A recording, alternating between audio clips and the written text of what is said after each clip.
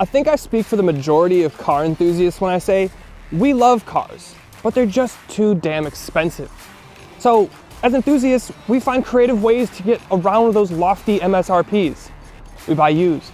We turn ourselves into engineers figuring out how to build and modify and rebuild our own engines. So today I'm going to show you something a little bit different. This is my own personal Infiniti G37x, and this is why I bought it.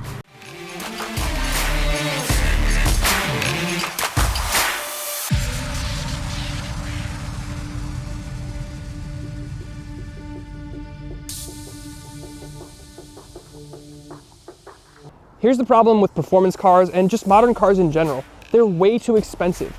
I come from the generation of student loan debt and just crippling financial instability. I mean, the fact of the matter is I don't have student loans. I'm very blessed in that regard. However, I still can't fathom having a $400 car payment. And some of you people, you're leasing cars for $1,000 a month. I don't understand how that can work. Granted, I may be a little bit more conservative and some of you may make a lot more money than me, but to me it just doesn't make sense. And for a lot of people, I think it just doesn't make sense. So they find themselves looking for something that'll fit their budget. So what have I personally done to remove myself from this conundrum? Well, I bought used and I bought in cash. This is my 2011 Infiniti G37. I bought it with 75,000-ish miles on it. And I call it the poor man's BMW 335. And here's why.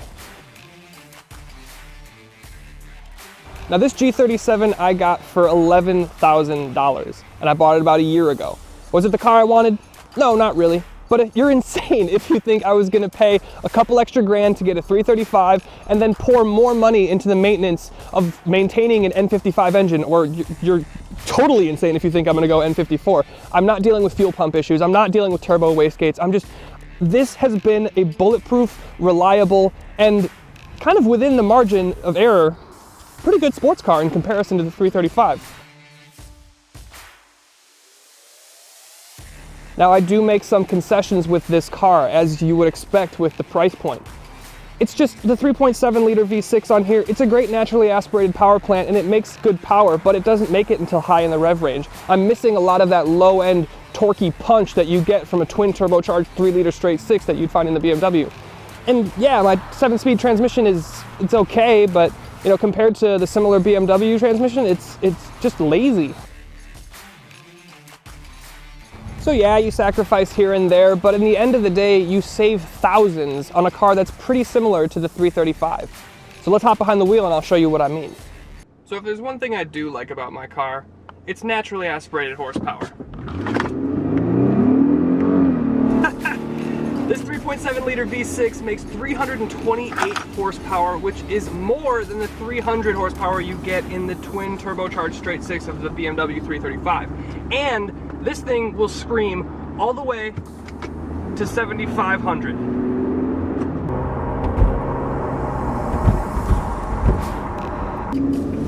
Now the drawback of having a naturally aspirated power plant is that torque is a little bit lower. 269 pound-feet it's okay, but it's less than the BMW.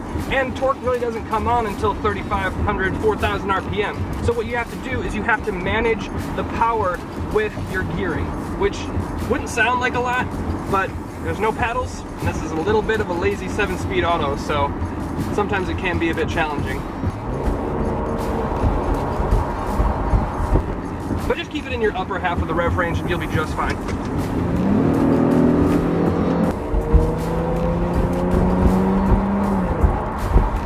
Now in terms of handling, this thing does okay. There is a little bit of weight that you feel behind the wheel, but the body and the suspension does a really good job of composing the body within a corner. And this thing is also riding on 17-inch wheels, which leaves a little bit more sidewall to your tire for a little bit more give and softness and cushion on the ride.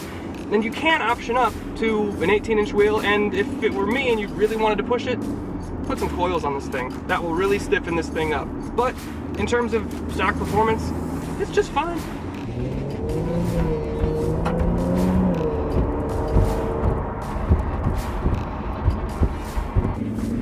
Got a rear biased all-wheel drive system here and it grips pretty well. Now, to be honest, I have not had this thing out on track, and that is something that I would like to do this year.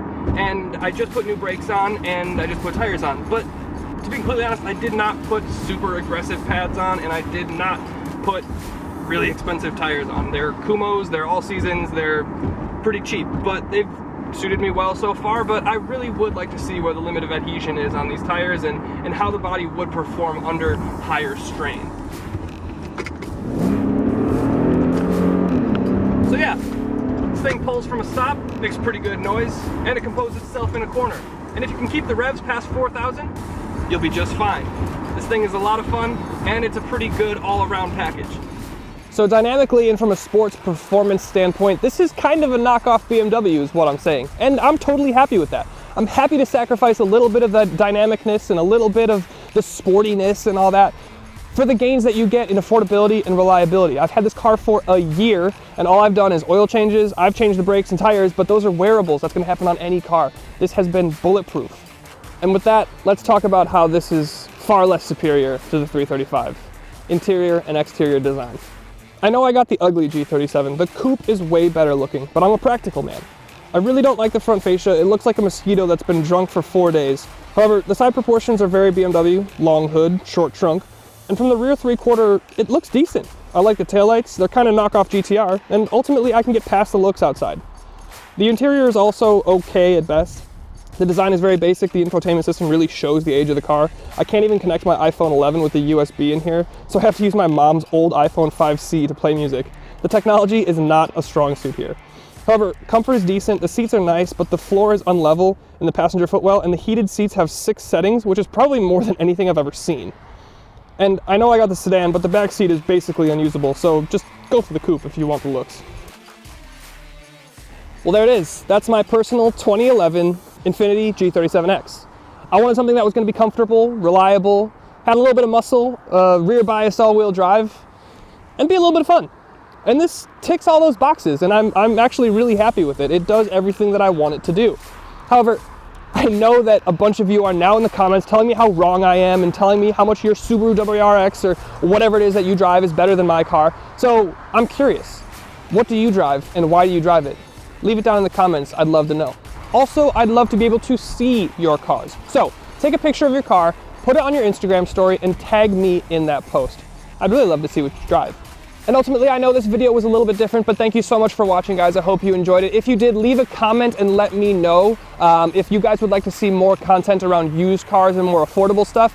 Please let me know in the comments so I can make that adjustment. If you want to go back to seeing more normal content, we have the BMW X3M taking on the Mercedes GLC 63 AMG, and we have the Honda CR-V taking on the Mazda CX-5.